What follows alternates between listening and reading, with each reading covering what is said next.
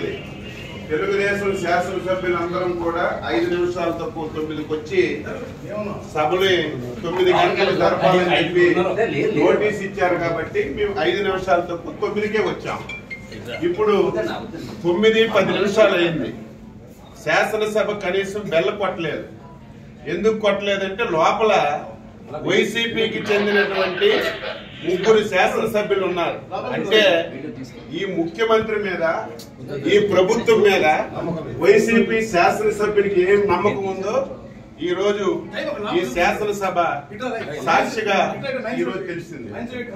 ఏది ఏమైనా సరే ప్రజాస్వామ్యాన్ని నమ్మినటువంటి వ్యక్తులుగా శాసనసభలో మాకు ఏ అవకాశాలు ఇవ్వకుండా, ప్రజా సమస్యలు లేవనెత్తకుండా, మమ్మల్ని ఎన్ని అవమానాలకు గురి చేసిన ప్రజల గురించి శాసనసభకు వచ్చి మా బాధ్యతని మేము నిర్వహిస్తున్నాం.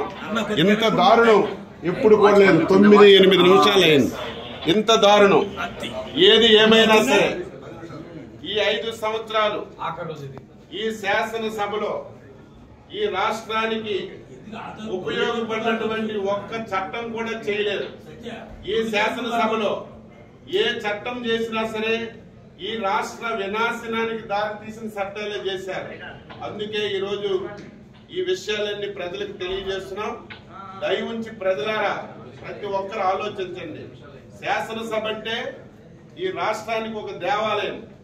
5 కోట్ల మంది ప్రజలకి న్యాయం చేసినటువంటి సభ ఈ సభని ఇంత దారుణంగా తయారు చేశారు.